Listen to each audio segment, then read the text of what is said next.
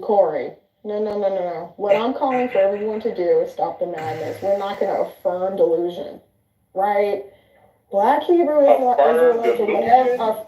It is delusion. It is delusion. Delusions It's a of cult. grandeur, specifically. It's a Delusions of grandeur. cult. They're not Jewish. Just stop. They probably Wait a have West minute. Hold African on DNA now. markers. Take a DNA test and then holler back. This is dumb. Like, I'm not doing this with you guys on this app. Like, I've heard everything Jay, from this is where Egyptian. dialogue don't become honest. No, I am being honest. This is LARPing. You're not. This is You're not. stealing someone's culture. You're No, it's stifling. weird. And It's G, weird. let me just say this, and I stifling expression. apologize That's for not- anybody that I'm interjecting in front of, but MG, I feel like this is a Black American movement that's no longer set on equality. I feel like it's set on revenge, and that's something that I cannot get on board with. I'm sorry. Like, listening to the talking points of this Black American movement, it's no longer you don't centered even on know equality. what- It's centered Corey. on revenge, and it's disturbing. I have to It move you, is Corey. disturbing. We've heard from you for hours. Let someone else talk. That's all I wanted to say, MG. It's just very disturbing. I mean, do you not have the same optical vantage point of what I'm saying? Like, it's no longer about equality. We want to have, a home ownership side by side with other people that we've been at odds with in history. It's all about revenge. It's all about revenge. It's all about moving the chips and, stacking things up against the oppressor. It's not productive. See, that's an opinion and that's not a fact. Now, how can that be justice? Corey, go on mute. Did you want to I'm go? on mute. I'm just making a point. Yeah, you've been talking. You've been talking a lot. Let other people talk. That's not about. We'll get back to you. It's about Corey, That's we're all I gonna go wanted to to some. say. We're gonna go to someone else, Corey. Can we go to Rabbi Ema, please? Yeah, I just wanted to just to add something in general that I think is even reflected in just the question of the room. Right? When I read the question of the room, I'm like, what about Black Jews?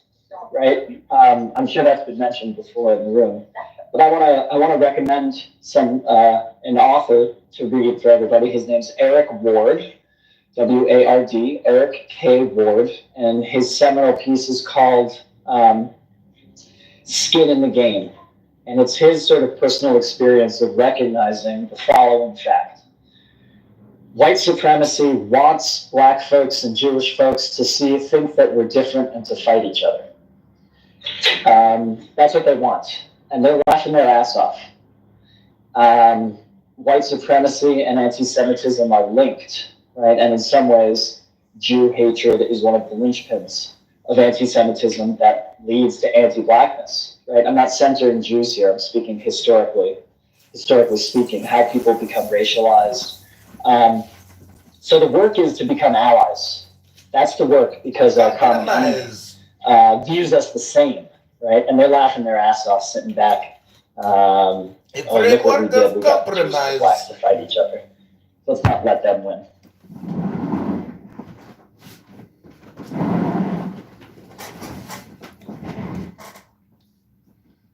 I want to know who's speaking on behalf of Black Americans, because MG is not qualified. Oh, hold on a second. Wait, whoa. Hold on, MG. That's when they ask Rena. Who's that in your PTR, Rena? That's my sister, my older sister. MG, you gonna say something? No, it's just the stupid shit that goes on Clubhouse, right? I'm Black in Dallas, I'm Black in Chicago, I'm Black in New York, I'm Black in Miami. I'm just not Black on Clubhouse. This is just dumb, right? I don't even feel like I should have to respond. I'm an American citizen and I'm Black. So that makes me a Black American. I mean, if we're gonna do this, play this game, then you're West African, right? Because that's where you're probably originally from. So you're probably Nigerian or Sierra Leone. Like, how far? I mean, are we going to play that game?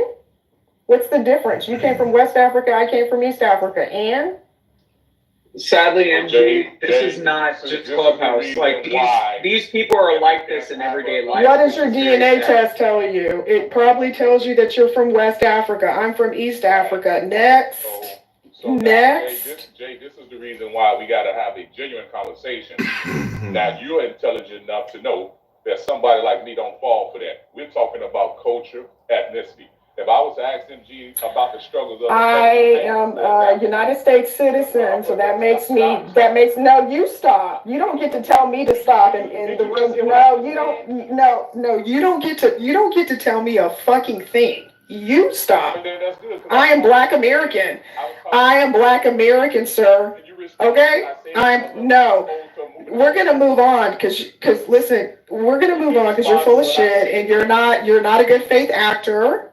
You know, it's just this weird shit that you people do on the app. I said a cultural, and I said the intellect cultural, the ethnicity. So you are trying to give this broad brush. If I was to ask you the struggles of culture in the context of what, sir?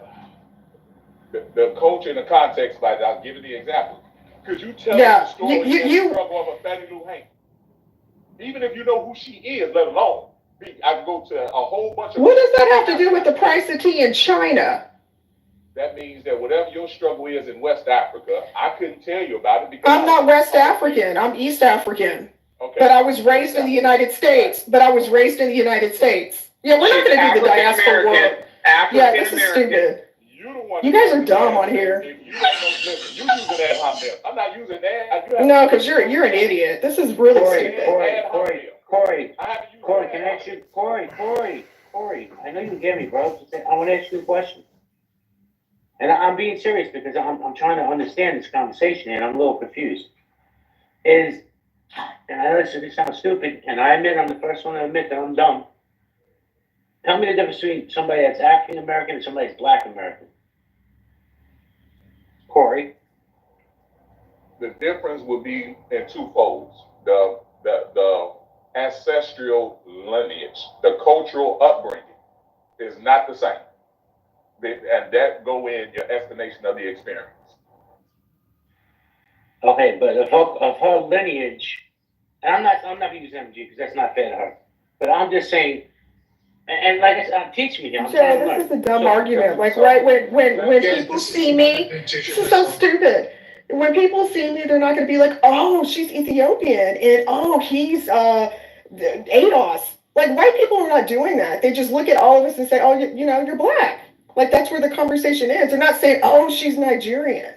Oh, she's, from Somalia. They're not doing that. And I don't know why Black people on this app do it. You guys are weird.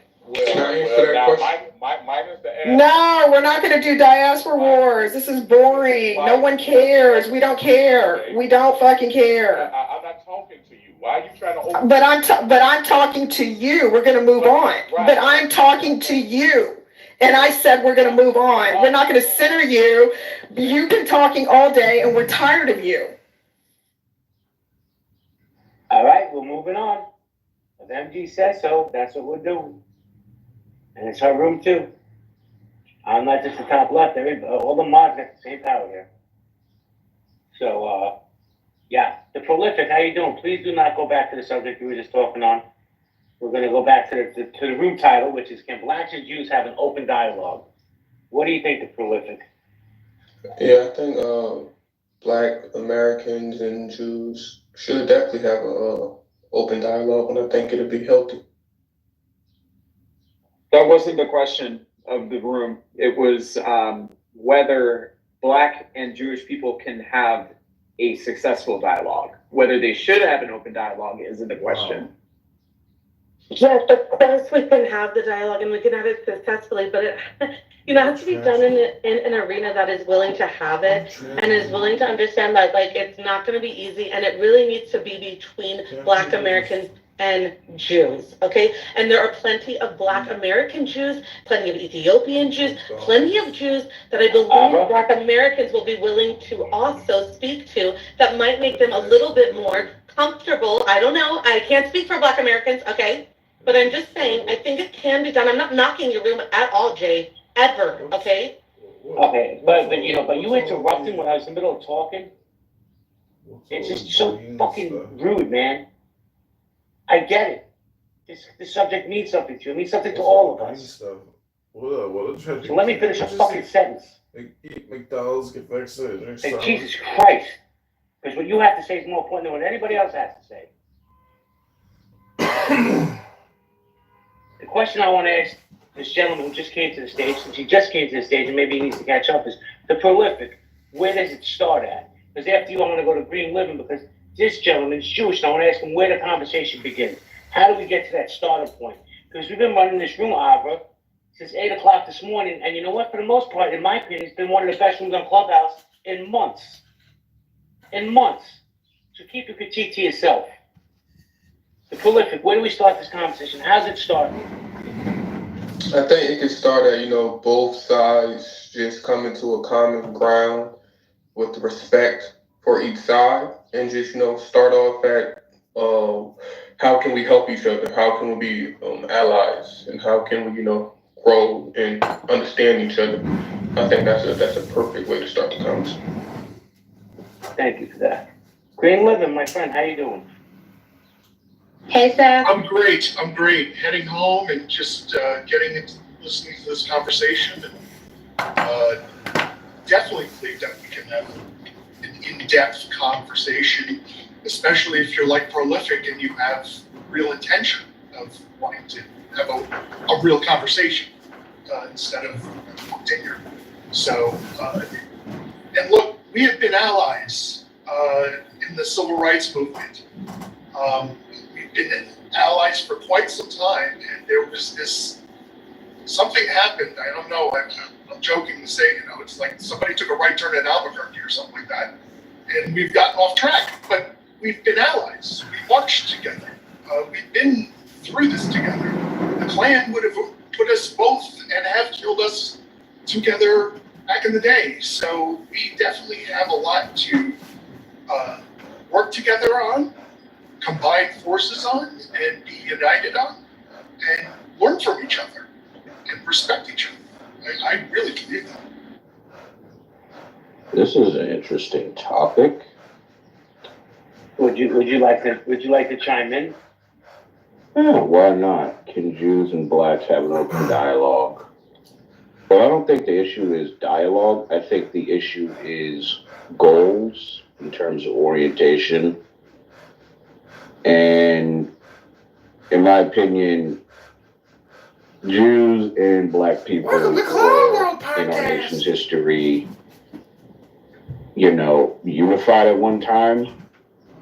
I think the breakdown came about when the 1960s was ending and the 70s came in, and Black America pretty much collapsed because of, various policies and decisions of the people of those at that time. And this is just my opinion. I don't know if the Jewish community could have done something, but obviously it was just kind of left to its own devices. So I would say if any relations will be built back up, kind of having that discussion on, okay, who can we help and who wants it? That would be a good start. As for joining BLM and all these other activist weirdos, yeah, regular black people don't do that, so I wouldn't suggest taking that route either. I have to ask you. I think we're on the same page. Hey. Seth, hold on a second. So, Shark, Isha, are you? It's Isaac, JB. I changed my name. Oh, Isaac, what's up, Isaac? Would you consider yourself a regular black person? Yeah, regular, go to work. I don't have any weird ass political views or fever pitched activism rattling my brain. Yep, pretty much. Thank you, Isaac. Corey, what do you think about what Isaac's saying? Well, just for the record, I am an actual activist in the community. There's nobody, including MG, that got more influence in the black community on this stage than me that I've seen so far. Oh, don't talk to me. Just stop calling my That name. being said, we're not a monolith in that sense that everybody does. We're not homogenized. There are some of us that are a little bit different, but for those who don't know, even the term African American, I was born in 77, 88, 89, that became official. We are the only group in the history of America where you go search our birth certificate, and from our mother to grandparents, grandfather, and so forth, it's going to have a different ethnicity on there, whether it's Negro, colored, black, and so people don't even know the political implications of the term black. But I would invite you to go read a document called Manifest Destiny. And you can read it in white folks' own words. The document is called Manifest Destiny. So if you don't have the historical, cultural experience and the information, how could you represent something you do not know?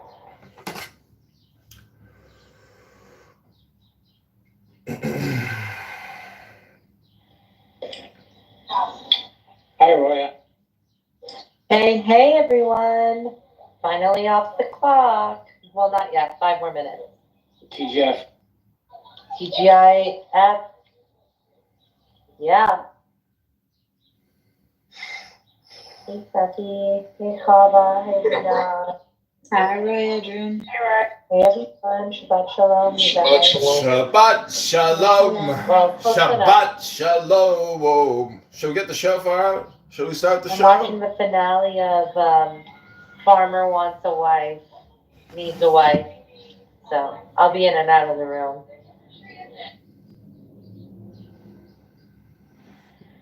So, Corey, how do we begin these discussions? How do we sit down at the table? Where does it start? Well, you know, conflict resolution requires that, both sides' grievances be heard out. There has to be some compromise. That means that both sides won't get 100% of what they want. And then there's an action item plan of what each party needs to do towards the resolution of whatever said grievance are. There is a such thing, though, it's called controlled opposition. Barack Hussein Obama would be a great example of that, where we stopped doing the Pan-African things ever since him.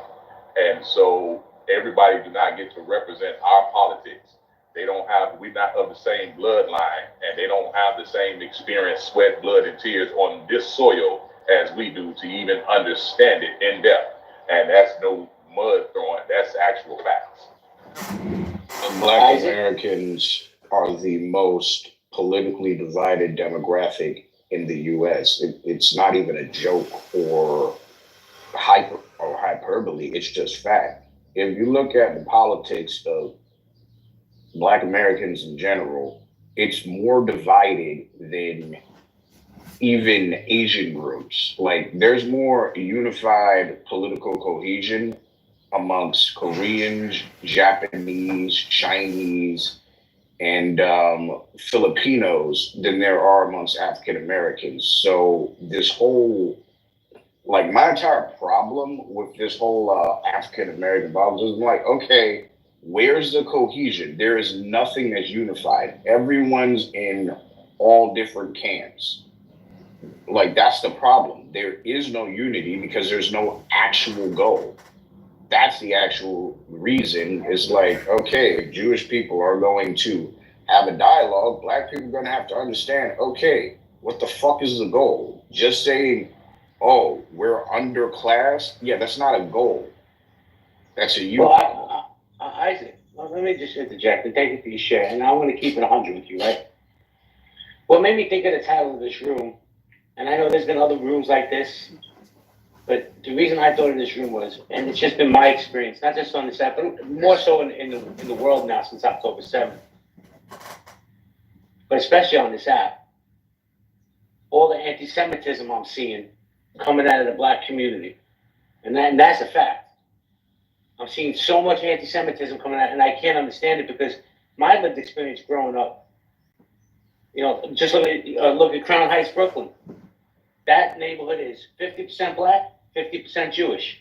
They live together with no problems. Correct. So, and I just can't understand why. Like, go to Otis's room. Go to who else's room? Who else is the other asshole that does the anti-Semitic rooms? But there's so much anti-Semitism on this app, and I just don't understand it. It's coming, and I'm not just talking about like on a scale of 1 to 10. I'm not talking about a 4 or 5. I'm talking about an 8, 9, and 10. No, I'm sorry. Spewing.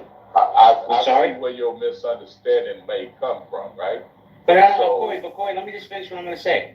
And I'm not trying to say all Black people feel that way, because then you could turn around and say all Jews are the same. I'm just trying to understand the thought process of why it's coming out of that community. All right, I can explain that one. So the anti-Semitism or what you call anti-Semitism, it's already there. It's just no one has heard it yet, but it's been there for years. Black Americans say everything about every group. Jews are not exempt. It's just this is the first time you're probably hearing it in mass because we have the internet. But yeah, just the racist or degrading shit black people been saying about Jews, I've heard since I was a kid. I've been hearing it forever. It's always been said.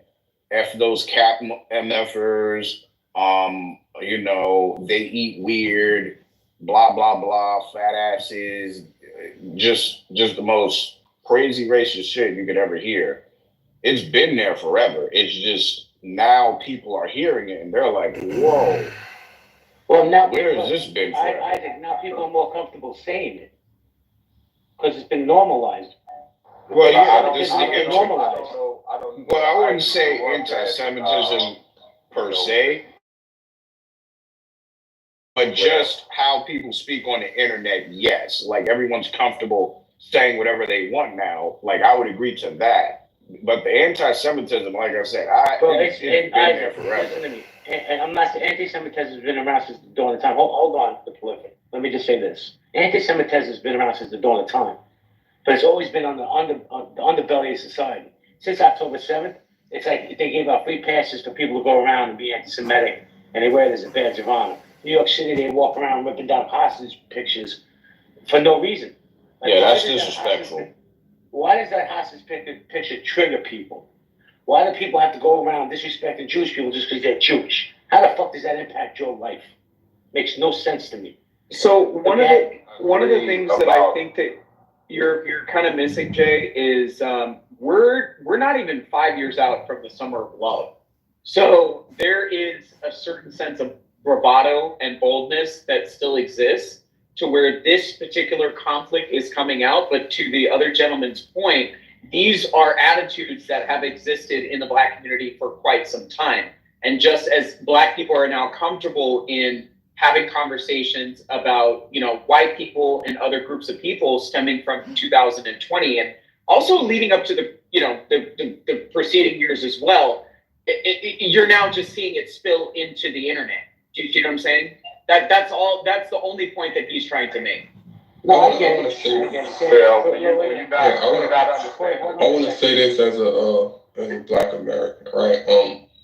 What you guys are seeing on the internet is a theology that's growing, which is called, Hebrew Israelites, or what people call Black Hebrew Israelites. That's where this theology comes from. That's not the whole Black American community. It's not even most of the Black American community. I've grown up in Black American communities my whole life. And like you said, it's Jewish people in a lot of Black communities. And I've never experienced it a day of my life until I found out and learned about Hebrew Israelite cults. So that's where it's coming from. When you're on Clubhouse, you have a ton of Hebrew Israelites running around, and that's part of their doctrine or their truth or whatever they want to believe in. That's what they do. That does not represent Black America, does not represent Black people at all. And that's not even most Black people. So this whole idea that Black people are, not as a whole, I know you guys say not as a whole, but even as a majority are anti-Semitic, that's not true. A lot of Black people may be anti-white because of, the history in America. And some Jews are white passing, so they may get that just from the white passing part, but it's not specifically anti-Semitic. That's not neither the majority of Black America. But what you see on the internet and Clubhouse, to be specific, is the Black Hebrew Israelite cults and camps that are anti-Semitic, and they just happen to be Black. And not all of them are Black. You have a lot of Hispanics and Native Americans in those camps, and they teach the doctrine of anti-Semitism. But that does not represent Black America, Black people, not even the majority. So I just want to make that clear. Thank you for the Michael? Hold on, Adams, hold on 1 second. Corey, hold on 1 second. I want to get Michael in the conversation, and I want to get Dr. Francine in the conversation. I'm going to circle back to everybody. Tom, hold on, Tom. Michael, are you there? Yes. Did you want to chime in on this conversation, sir? I think the only thing I'll just say right now, and I'm enjoying listening, is that every group and this is a realization that I've come to notice as well. There's a great movie that just came out called Origin by Ava DuVernay, in which she explains that what we perceive to be racism and these hardened structures or these hardened terms is in fact a part of something bigger, right? The caste system, and that's a whole nother thing. But I recommend that movie. But to the point of every community has an attitude towards other communities. It's just now apps like Clubhouse and Twitter and all these things, it gave voices to these pre-existing attitudes, right? So, black people, we like this white motherfucker. That don't necessarily mean we have like a thing against that person. You just call it what you see in that moment. Same thing with white people, Asian, Jews, all these different groups. We have a certain attitude, but these apps and all of that, it has amplified these attitudes and placed more of a hardened emotion behind it. Before, I think it was just like a passer's comment. I'm not saying the comment was right or wrong. It was just a comment passing by. Now it's like a drive-by. You got guns and all driving by with these comments. But yeah, that's all I'll say for now. Thank you, Michael. I'm going to go to Dr. Francine. Dr. Francine, are you there? Dr. Francine? No? All right, Adams, did you want to say something, Adams? Adams? Yeah. Sorry about that. I feel like the Overton window for HBI representation in American politics has closed. I feel like that was definitely when Obama was in office, and that was an opportunity that was missed. I feel like their whole entire rhetoric is, again, anti-Semitic and completely beyond the scope of the everyday American's attention span. So I feel like that ship is essentially sailed. Thank you, Adams. Corey, hold on 1 second. I'm just going to say hello to Tom, and then I'll go back to you, Corey. Tom, are you there, Tom? Yeah, hello, guys. Thank you. Did you want to chime in, Tom? Well, I won't just... All right, you're not part of this conversation. Corey, go ahead, Corey. 2 points, on a cultural point there. I don't know what the heck Isaac was just representing, how he was representing. There's an apathy. So reparations, there's a misnomer about, our political cohesiveness there, Basically, the baby boomers, just let them go ahead and fall in the grave. They're not just going to get on page. That's the caveat to misunderstanding it. The younger generations, they're not going. You can't lie to them. So here it is.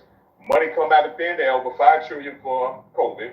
The Asian hate crime bill. Now they go through a year or two of said discrimination, which is a false flag operation, separate conversation. They get a hate crime bill. The situation happened in Buffalo, New York, where a white supremacist go in the grocery store, aimed to kill black folks, killed 10 of us. And then here we get the politicians bringing up Jewish and LGBT in something that only happened and tended to target with only black folks. Then you get the Ukraine come up. Now you get this October 7th situation come up. And look what in every situation, the media and the government and the politicians that are bought and paid for by AIPAC, you can't leave that off the table. And so there becomes this apathy to what I'm just conjecturing that you perceiving, Jay, as anti-Semitism. It's like, the hell with them there. You know what I'm saying? We don't give a damn about their struggles and their problems. Don't nobody care about our struggles and our problems. So that caveat and that nuance cannot and will not be ignored. I don't care if you as black as tar and you come from the sun. The influence and the moving and the shaking amongst black Americans, I'm telling it to you blunt and straight, as a black militant nationalist, these outsiders do not have the sway on the ground when it comes to black American politics. You can take it or let it alone, but that is what it is. This notion of anti-Semitism is like the brother Prolific said. Black America's not even thinking about that. We only thinking of what is right and wrong, and we are being continuously mistreated and ignored, and we're not going for it. Thanks. I have a question actually for the prolific. I see that because somebody in the chat actually asked if there's any Black Jews on the stage, and I read your profile and I saw that you run a house here that is called Black American Jew Association. So can you maybe clarify how you identify? Yes, yes. Well, I practice Karaite Judaism, so I know a lot of people that rabbinical Judaism, they don't view Karaites. They don't see Karaites as Jews, but that's a long term debate. But yes, Karaite Judaism. Got it. Thank you. And are there any other people on stage here that do identify as Black Jews? My second point. There's still an ambiguity. No, one second. Corey, hold up. I want to know if there's any Black Jews on stage. Well, Liz just left, but she was in here for most. Got it. Okay. Yeah, that just answers whomever was asking that question in the chat. Yes, and the ambiguity of the definition of anti-Semitic. I can't confirm nothing as being anti-Semitic because there's no clear-cut definition on what anti-Semitic is, and it was mentioned earlier that Jewish by themselves is considered a race. So it's not a white race or a black race, according to somebody's submission earlier. So thus, we only seeing the term applied to white passing Jews or used on their behalf. So there's no clear understanding on the definition.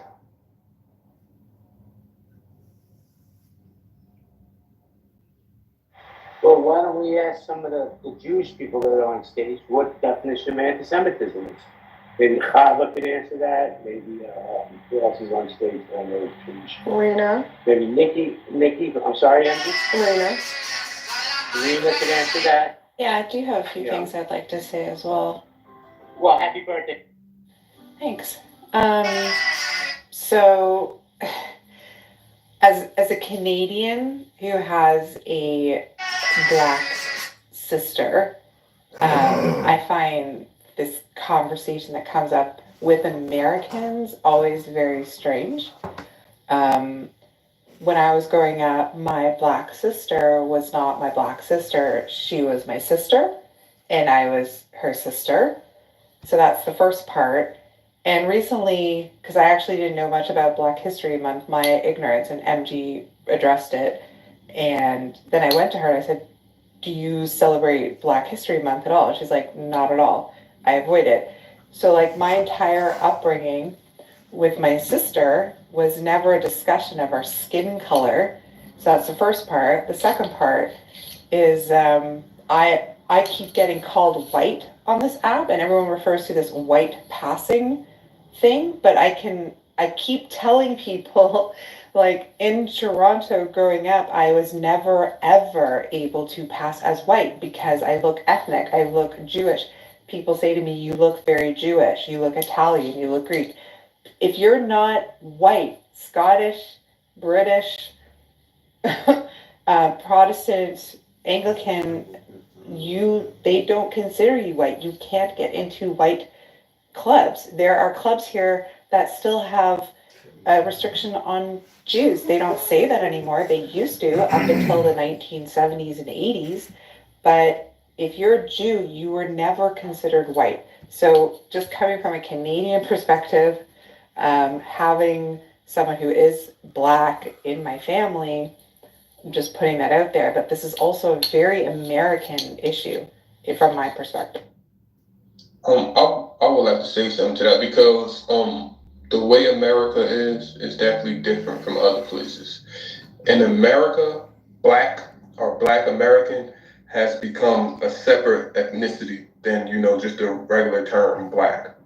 So in America, when you think about the descendants of slaves that came from the transatlantic slave trade, we have a history in America, and we have a culture in America. The way we talk, the way we cook, the way we dance, it's everything that When you talk about culture, we have that. So when people talk about Black American, they're talking about a specific people, right? We know African or Ethiopian or Nigerian that comes to America. Yes, we know they're Black, but how do you distinguish the immigrant from the American-born descendant of slavery? It's a specific ethnicity that was created in this country for the descendants of slaves. That's all it is. If you talk about Jamaicans, they have a history and a culture, same people, same slave trade, but they have a history and a culture that they formed in Jamaica or in Haiti or the Afro-Latina communities. They have a history and a culture. Same thing in America. We have a history and culture here, and that's why we try to make the difference between an immigrant and someone that was born here. I can trace my lineage back to the slave plantations. I was born here. My ancestors fought in the Civil War. My ancestors fought for this country and died on the soil. So it's important to make a distinction from an immigrant and a true, Black American. And it's not to disrespect other people, but yes, it's different in America. Yeah, and I understand that. Like I do understand it, and I think that if you want to understand your history and where you come from, that's okay. Like go ahead and do that and respect it and honor it. I think the problem comes down, at least from I think Europeans or Australians or people who are not American and seeing what's happening in America, where there's such division based on color of skin, which is absurd to the rest of the world for the most part, unless you come from like a racist place. But for the most part, the civilized world does not view skin tone that way. And so for me, I just think like it's fine if you want to identify yourself, like this is like a form of identity politics. The problem comes down when you use your own framework for how you identify with yourself to apply that to other people. So as a Jew, I get very offended when someone calls me white because I've literally never been accepted as a white person. So because I have paler skin, for people to call me white as a Jew, I take offense. So I'm just putting that out there, that I understand where you're coming from, but like that framework itself, can be problematic when you're talking to others. Before you go, Corey, before you go, I want to say this, and I completely understand and respect that why you wouldn't be one to call it white, or why anybody that's not from America would want to be called white, right? And it's the same way while Black people would tell a Ethiopian or a Nigerian that when you come to America, you're not Black. Claim Nigerian, claim Ethiopian. You're not Black because, like you said, Black in America is different. White in America is different. So the same way you would say, I'm not white, I 100% understand and I respect that. But on the other hand, you have Black immigrants that come to America and try to fit into how America operates and call themselves Black when it just doesn't work like that. I don't think nobody should call themselves Black that's not a Black American. And I don't think no one should call themselves white that's not a white American. Like, it makes no sense, especially not from this country. Oh, no, that's how what this if country you're operates. mixed? What if you're mixed? You're mixed. Oh, I'm good with that. I don't want to be a part of y'all group anyway. That's the dumbest thing I ever heard. Hold on. Wait a second. I'm just curious, the prolific, and then I want to get other speakers involved. But why does anybody have to be labeled anything? Why can't you just be the prolific? Yeah. Because labels mean something and history means something. For the future of Black Americans, especially when it comes to reparations, a lot of people in the world have gotten reparations. So when it comes to Black Americans, we have to be able to identify, okay, who is a Black American and who's going to get reparations from America from what your ancestors been through. An immigrant can't come here and say, "Oh, I'm Black, I deserve the reparations from America." But you can't tell us they're not Black. You can't tell somebody what they are. Hold on. So because you said history, right? In the Haitian Constitution, it says we are a free Black country. That's before you. Hold on, Haitian. I'm going to give you a chance to push back in a minute. Yeah, but prolific. Let me just say this. And I'm gonna keep it real. I can keep it real. No, you don't have to mute up. We're having a conversation, not an argument. But here's the deal, and it's just my perspective, right? I don't see the Jewish community argue amongst themselves like the black community argue. Like you and Haitian about the bang. Why? Why can't he say he's black? If he wants to be black, why not? What do you give a shit what he say? What he wants? You say labels are important. Why can't he label himself what he wants? And he's a Knicks fan, so I'm gonna support him all the way. So get with it. Give me that answer, and I'm gonna go to Haitian. Hey, I'm a Heat fan, so I'm gonna go against you Knicks fans. Oh, I'm gonna put you in a Google, man. But no, he can call himself black, right? Again, there's a black race, 100%. As a race, a Haitian is black. What I'm saying, in America, black has become its own ethnicity when you talk about black American. That's what I'm saying. So I wouldn't look at a Haitian and say, no, he's not black. No, yes, he's black racially, but when it comes to... Listen, my friend. No, let me just... No, you don't have to mute up. But the thing is, if he's in America, first off, he's a Knicks fan, so he goes to the top of the line. But if he's in America and he's paying taxes, he wants to be a black American and he's paying his taxes, guess what? And he votes, he's an American. That's how I see it. Yeah. But culturally, he would be a Haitian American, right? And the reason why I say that is because, again, when we're talking about reparations, when we're talking about the injustice that was done to the transatlantic slave descendants in America, we have to be able to identify, okay, who are these people? You can't be, if you want to get reparations, go back to Haiti, where your ancestors went through what they went through in Haiti. Go back to Jamaica, where your ancestors went through what they went through in Jamaica. But when we're talking about, pushback. Hold on, let me finish this real quick. I think I have to go. There you go. When we're talking about Americans, there are specific people in America that trace to the slave trade that went through. My ancestors went through this. Your ancestors did not. You cannot come here and talk about you are a part of this and try to get what was deserved to us. This is different. Okay, thank you. Hold on, Haitian, before you go, I promise I'm going to give you 3 minutes. You can say whatever you like, just no personal attacks. But I got to shout out my man, Taiwan. Every time he comes to my stage, I shout him out. This is the last dragon. Pokemon, the last dragon's on my stage, so you're safe. So I just want to shout him out. The Haitian Sensation, you got 3 minutes. Go ahead, man. Yeah, I don't even need 3 minutes. What's up, Bruce Leroy? So as far as being black, okay, black people outside of America also identify themselves as being black. Do I call myself a black American? No, I don't.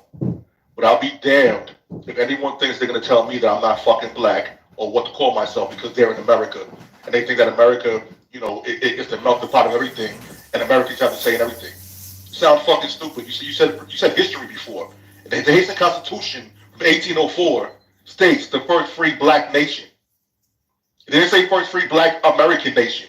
It said black nation. That's it. That's all I got. I don't think that was his argument, though. Oh, yeah, that's not my argument. It goes back to the topic. When we have these dialogues, you have to understand the other side. I'm not saying you aren't black. Racially, you are black, yes. But in America, black has become an ethnicity for the black people in America. In Haiti, where you went, Haitians have their own ethnicity, their own culture, their own food, the way they talk. It's become that in Haiti, same way in Jamaica. In America, us black people have created a culture, the way we talk, that people make fun of because we use slang. Our dances, the way we dress, that everybody copies all over the world. We have our own culture and ethnicity now. So black in America is an ethnicity. I'm confused. Hold on. No, you have to mute up, bro. Have a conversation. I want to learn. So you're telling me that Haitians didn't come to America and assimilate to the black culture and they're now not a black American? Haitians have their own caucus. They're spinning off of the Congressional Black Caucus. Why did they need a separate caucus? You can look this up right now. It's about 2 years old. Why would they have to have a spinoff? CARICOM excludes black Americans from getting reparations, but include all the Caribbean islands. They comprehend exactly what we're saying and what Prolific is saying. They are not of the bloodline of descendants of chattel slavery in this land. For example, Haitian. I'm a black American. I can trace my lineage my forefathers all the way back to a slave plantation in Virginia to a man named Ho Rice Sr. I can do that. This, all the way back. Would it be appropriate for me to take my chance, move into Haiti, and try to take on the history, and if y'all was to get reparations, for me to say, yo, I'm getting that? Would that be appropriate on Haiti? Okay, so you're bringing up reparations. I never mentioned reparations. I never said anything about getting reparations. So No, I'm let's not make that saying, clear. I'm using this as, okay. Yeah, but there's no point in bringing that up because I'm not bringing up reparations. Black Americans deserve reparations. That has nothing to do with anyone else in the diaspora. And I'm Haitian and Jamaican, so it doesn't have to do with my Haitian side. It doesn't have to do with my Jamaican side. Haitian. Haitian, No, I understand. listen, we're gonna move on. Prolific. Look, as an East African, as an Ethiopian, if you want this distinction and you want to claim you want black to meet you, specifically ADOS, I really don't give a fuck. That's fine. I'm not. You're not gonna get any pushback from me. We're different. That's fine. You're right. We are different. I have a whole country, another country, a culture, a language, customs, traditions. We are different. That's fine. I don't care. I don't know why we're having this exchange. Because most Africans, whether they're Ethiopian, Nigerian, Ghana, we don't care, right? If this is for reparations, we're not fighting you over reparations. We don't believe that we're owed it. I don't know any African that's asking for reparations because we know we're not owed it. So you're arguing amongst yourselves. Like I don't know why we're continuing to have this discussion because no one on stage actually cares. You got it. I agree with MG. I also will say too, like I think it's important to like, all right, you all can have it both ways, right? You can't say people are anti-black for not wanting to claim being black. I'm Dominican, right? We get this shit all the time because we don't say we're black, right? We get told we're anti-black, we're self-hating people, right? Just keep it consistent, right? We are not going to claim we're mixed or whatever. We're going to say we're Dominican. We're going to do our own thing. You all do your thing over there. I honestly don't like Black American food. I don't like your culture. I don't like your music. You're oppressing Haiti. So you can keep it. You know, I agree with MG 100%. Nobody wants that shit. If you want your reparations, take it. We can move on. That's all. Okay, great. That was beautiful. And Jay, I want to say something to that because again, you can say Hold on a second, my friend. Oh my God.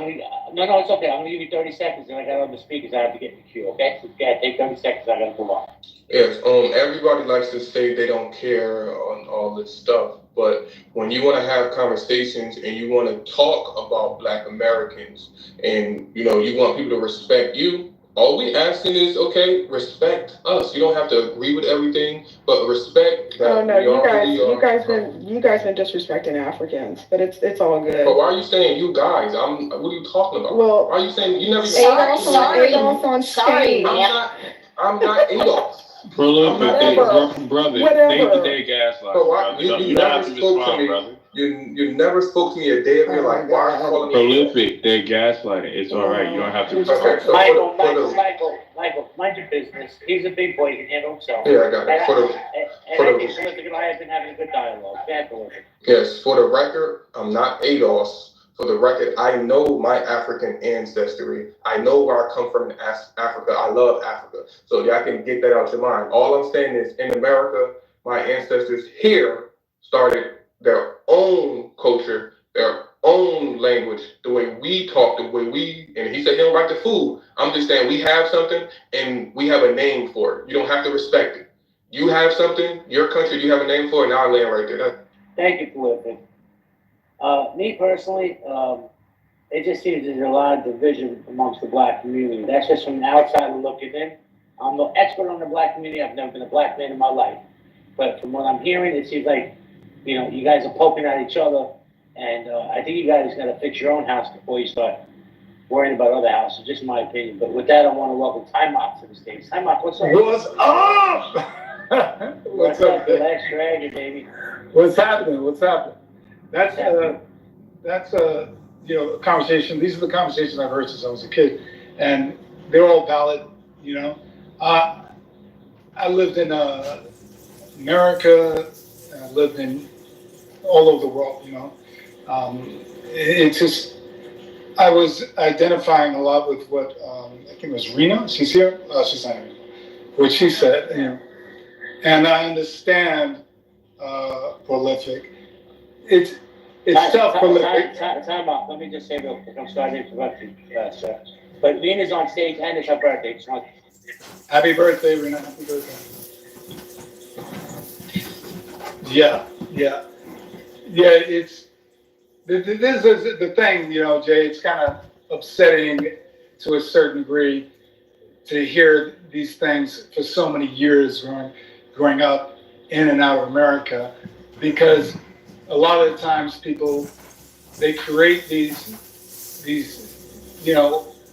ways of thinking based on a lack of something, rather than an abundance of something.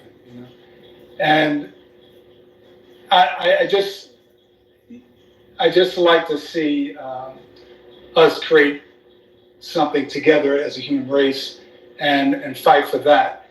Of course, some people might say that's unrealistic, but there's one universal truth, and that's love.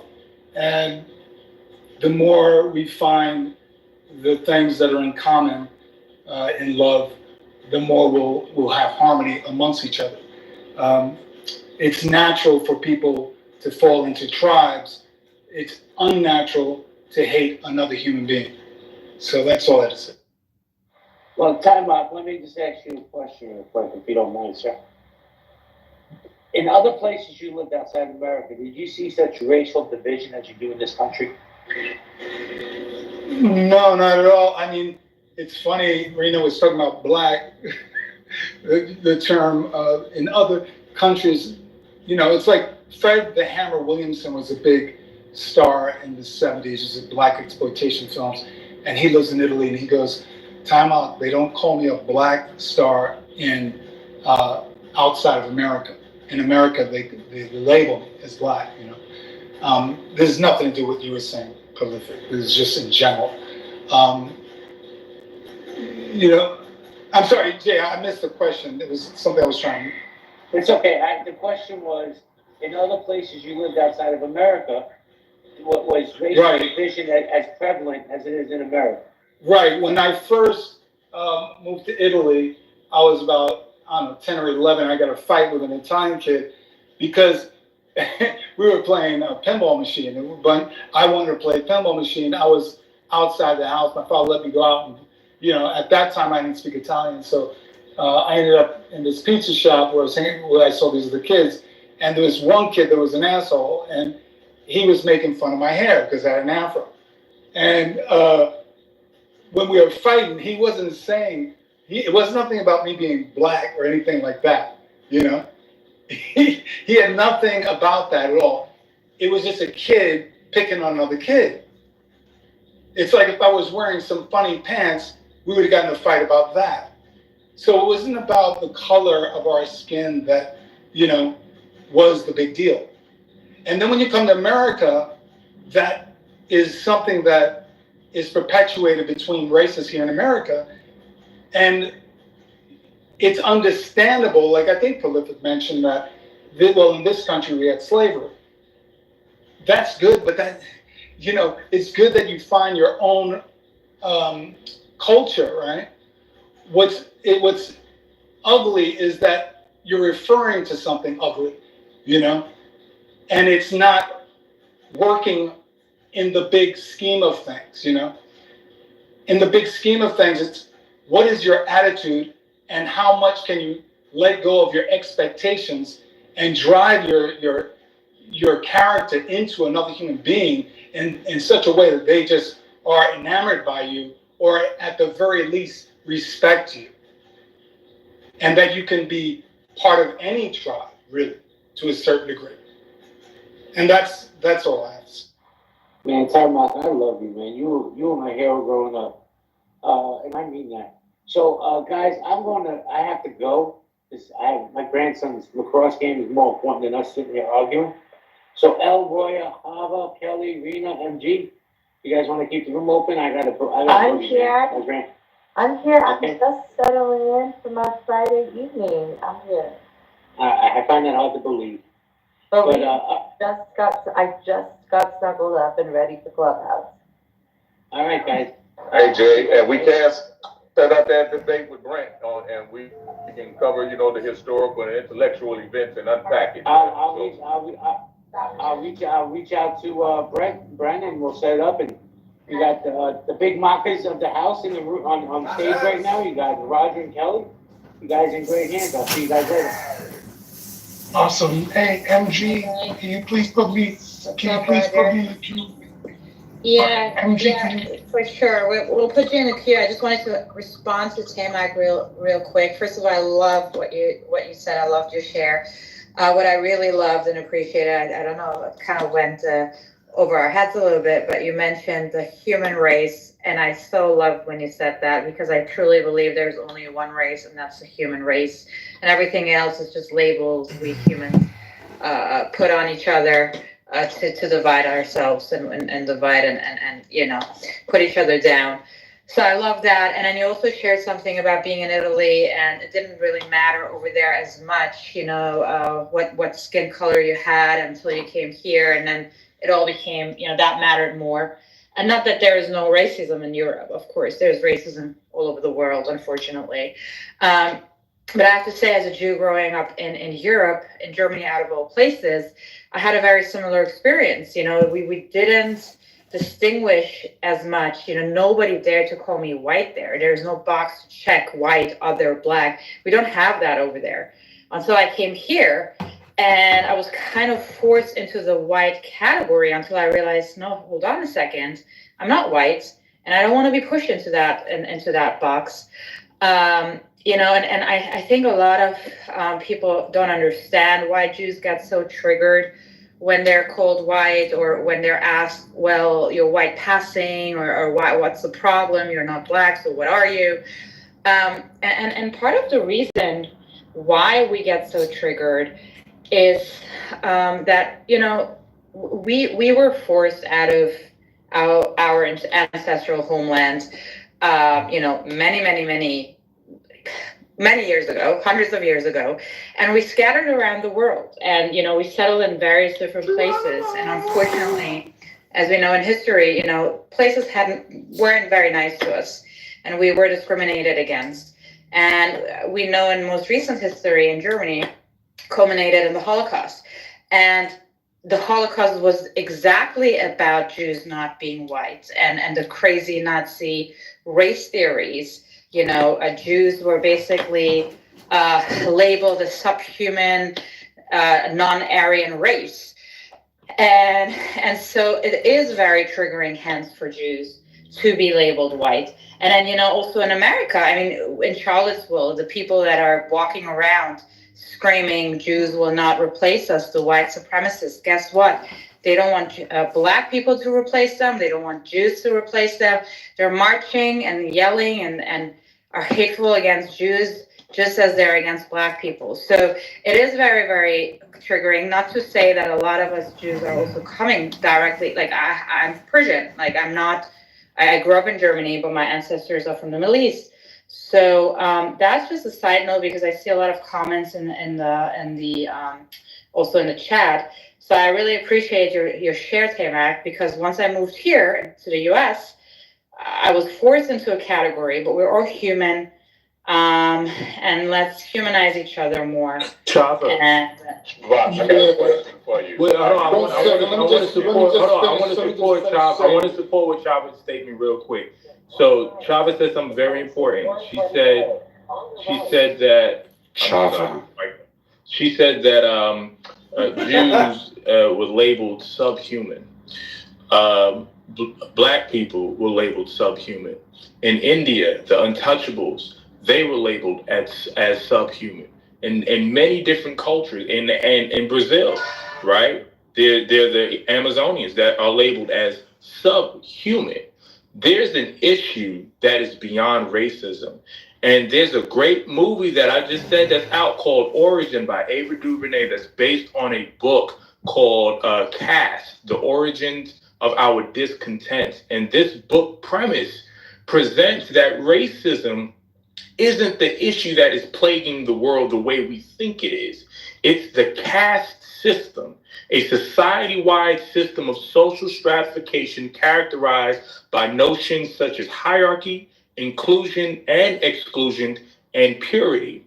Basically, what this is saying, as we just defined, that there are class systems that society places on groups of people, which thereby continues to exacerbate a problem of you're less than, right? The Nazis with the Jews, white Europeans with black people and Americans, Indians and each other, the Brahmins. Like, it's a whole system in which people tend to say, you know what, we're the purer race, or we're the superior group, we're the this that, we're the this that. So I encourage us as we continue to talk about this to think about racism outside of the scope that which we know, and think about this caste system that basically describes this dilemma that we face. Racism on its own is not the main problem.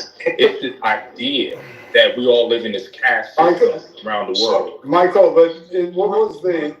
Real quick. One second. Were there also? It's only going to be like, I'll be done in a second. I just want to. I'm literally about to leave. I'm just trying to go back real quick. So look, just real quick, because I was speaking with MG in the chat, and I just want to make sure that I can get into the queue. I'm about 30 minutes from home. So please put me in the queue for about 30 minutes from now so that I can actually speak. My name is Crisis. I've been patiently waiting all day long, but now that I finally have the opportunity to speak, I just want to be able to claim a place in the queue. That's all I want to do. There you go, Chris. All right. Yeah, Michael, so I haven't seen the film, but I'm curious to know, because it's what were the solutions that were, if there were any, put out in that film? Because it's one thing to talk about problems in society socially and not give a solution. It's just it's unworkable to me. If there's no solution, what? Well, the solution, number one, is we've been trying to solve a problem, racism. We've been trying to solve a problem that isn't even the main problem. It's a symptom of a problem, right? We all know that symptoms, you can't cure, you shouldn't just cure the symptoms. You got to cure the root cause. What we now understand, from my perspective, based off of this phenomenal, life-changing movie and book, the problem isn't racism on its own. The problem is the caste system. So now from that, understanding that, okay, well, this is the actual problem, now we can start talking about solutions that as you even said, right, it's the human race. The human race is plagued not only by just racism, the human race has been plagued by this caste system. All throughout time, we have seen those who are in power place their own people in their societies in groups and start labeling them and start writing essays about them. Like that, when you're amongst your own race. You go to Africa, everybody's like that within their own race. Exactly, that's my point. It's only love for the fellow human being that wants to pick somebody up and bring them up, So what is the solution besides, what would you say? Let's talk about the solutions to that then. Absolutely, let's talk about the solutions to that. But that was my point. That we want to separate ourselves. We want to separate ourselves, right? Because black people face this problem.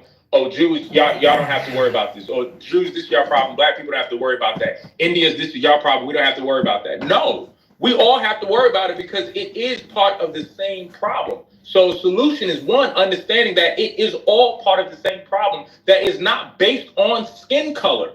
It's based on these class systems. Yeah, but the breakthrough of class system, you have to have. See, just labeling it to me, it's.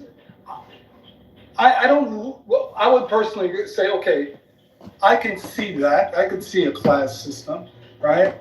I don't even look at it that way personally myself.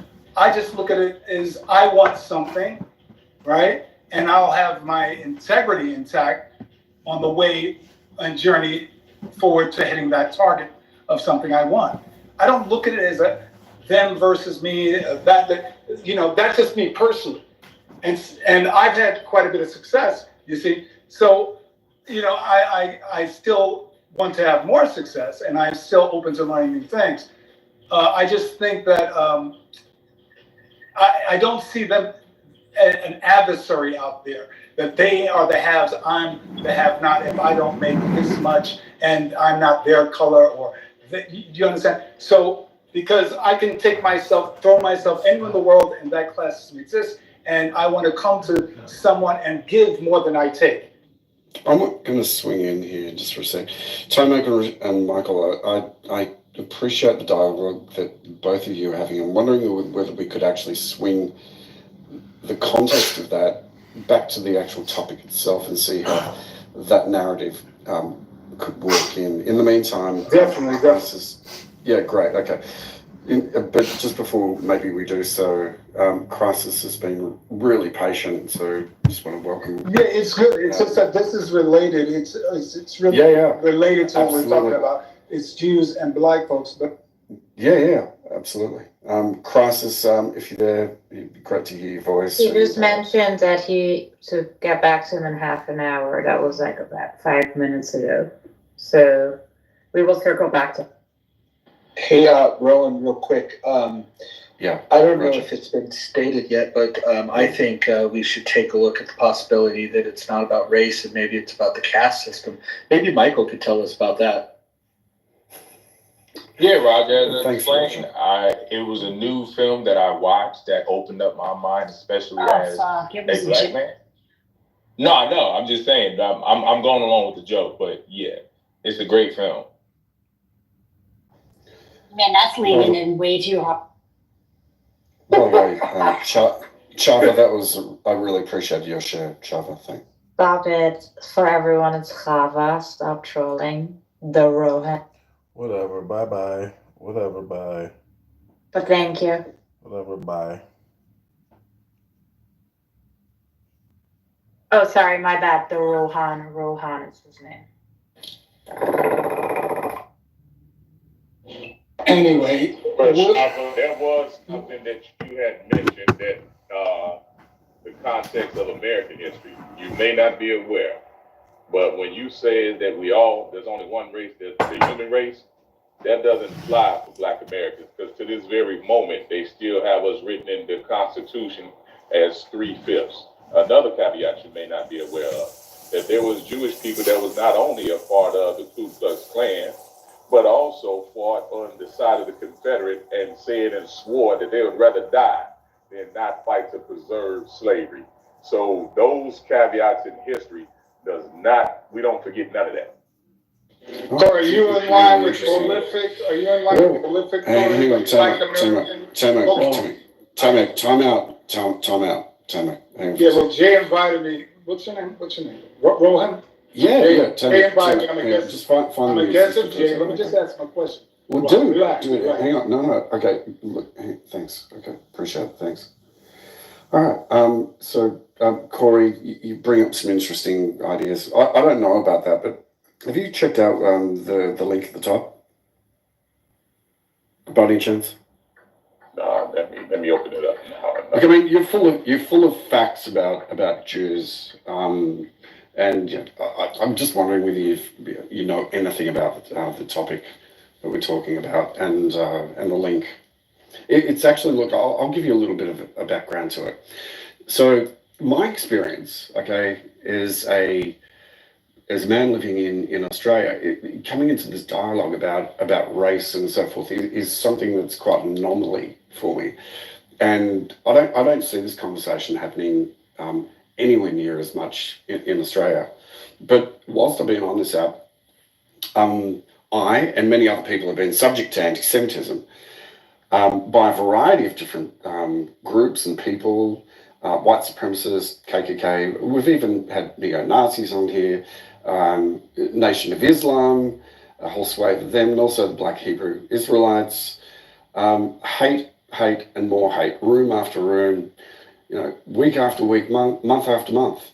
It's sort of never ending. In fact, to come onto Clubhouse and not find a room that hasn't got some kind of dialogue with anti-Semitism is actually almost impossible. That's just my experience, by the way. What happened during Kanye West and Kyrie Irving times was actually the worst. Day after day, hour after hour, week after week, it was all about the Jews, the Zionists, the Jews, the Zionists, day in, day out. It was actually the worst anti-Semitism that I've come across. And there were a number of people who, after I'd spoken up in a couple of these rooms, a few people reached out to me, said, "Hey, look, I really appreciate your share. Let's have a dialogue."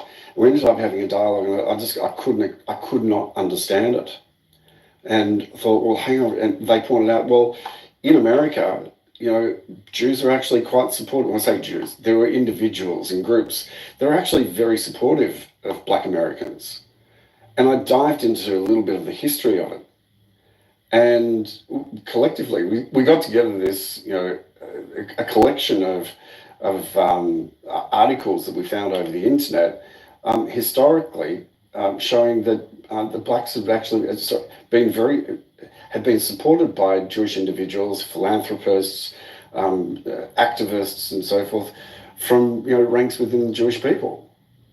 So look, I mean, you could bring up isolated incidences where individuals from the Jewish community have maybe done the wrong thing. Got it. That's going to happen, and we accept that. And for what it's worth, we find some of those individuals, really quite deplorable. And naturally, we have to be able to contextualize what was happening back in those times as well, and look at the numbers. But just have a look at the links above. You'll find that Jews have actually been very, very supportive towards people in America who identify as black, as well as in South Africa.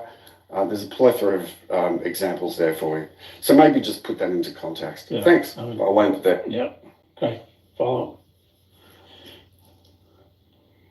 Yeah, just briefly, I just want to ask Corey, do you have any knowledge of any of these instances? Or I was driving, so that's why I couldn't check out the link, but I am looking at got it. As we speak here. And the first one that pops up is a huge misnomer. The rabbi who marched with MLK. There was actually, he even had a Jewish speechwriter. I recall his name right now. So, but then. So that's a lie, is it? No, I won't say that's a lie. I would say this part about it. What's a misnomer? That when Dr. King went to Chicago and he ran into the issue of the Jewish paymasters that was funding some of the folks that was in the South and the black preachers and Masonic folks that was in Chicago and the pastors that wouldn't let them in their pulpit. So that caveat there. So you are correct that, there are some Jewish misdeeds and it should get painted with a broad brush for the entire group. But that's the rub there, is that it gets hidden and it gets cast off on another group. Thus the case of Leo Franks and the creation of the ADL. Interesting, Corey. Look, I'd be curious if you can go through and see if there are any misnomers within those links that have been provided. But look, I've come across you before. We've spoken with you before.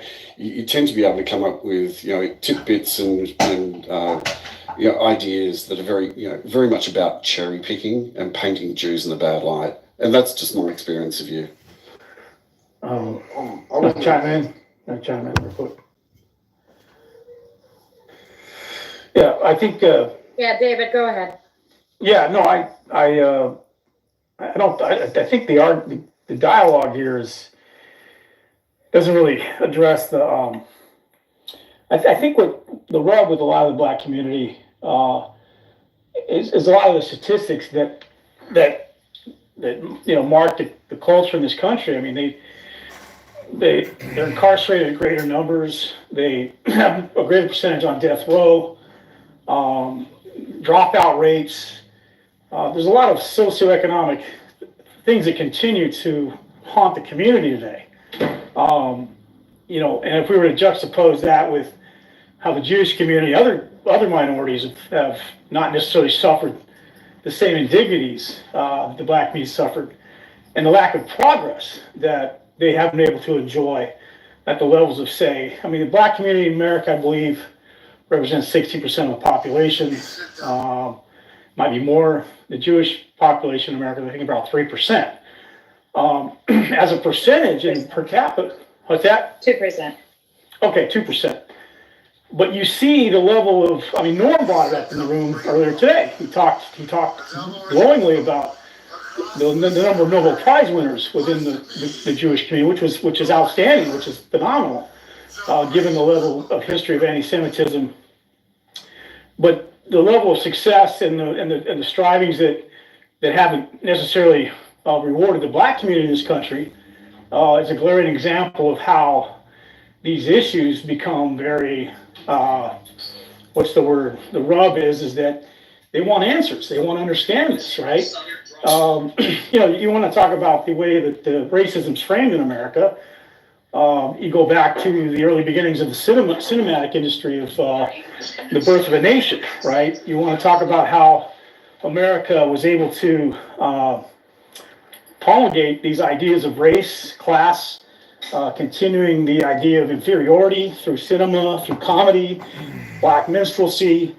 And you see this history, how they had anything but promoting the equality that the great Constitution enshrines. So, I think this is where the rub is. And it's not the Jewish community's fault that these issues continue to haunt the black community, or they haven't risen to the levels of success in this country and shared in the prosperity and the wealth as a percentage. We just had this thing in California, this reparation case, Bruce's Beach here, Manhattan Beach, south of where I live, where the white community of Manhattan Beach commandeered this land, eminent domain, and years later, the black family the descendants of that family are finally being compensated for that egregious, blatant act of racism. So we don't have the same level of oppression, I don't believe, in America with the Jewish community, other communities, as it's been dealt with the black community. And I'll land my plane there. Thank you. Yeah, I just want to say, I hate to get into the oppression Olympics. I hate to do that, so I'm not going to do it. I think black people in America, is documented. It's everybody knows it from slavery, even after slavery, what we've been through, and everybody knows what the Jewish community been through. There's no need to go back and forth about who had it the worst. I think it's pointless. But I do want to say this: both communities have their issues when it comes to how one side views the other.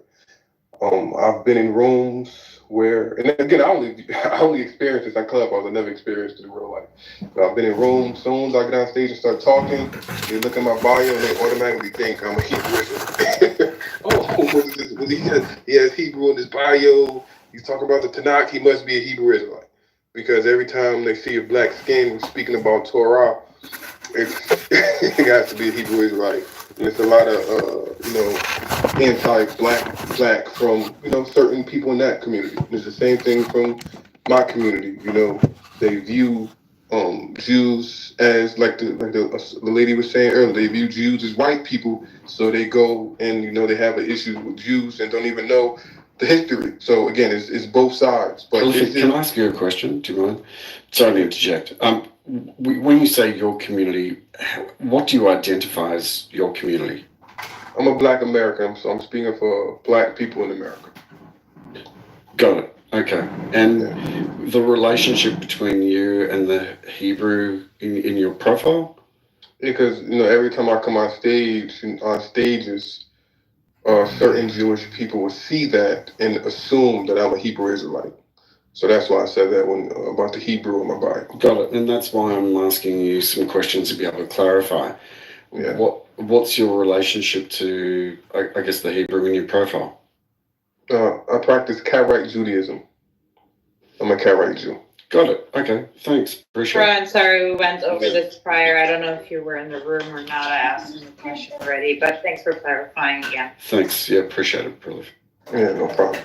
So both sides, have issues, but like I said, the conversation should be with the like-minded people from both communities, from the Black Americans and from Jewish people, and say, how can we go forward? outside of all the other people that's against it going forward, how can we move forward? 'Cause like Rohan was saying, the relationships between black people and Jews in America has been good, it's been prosperous.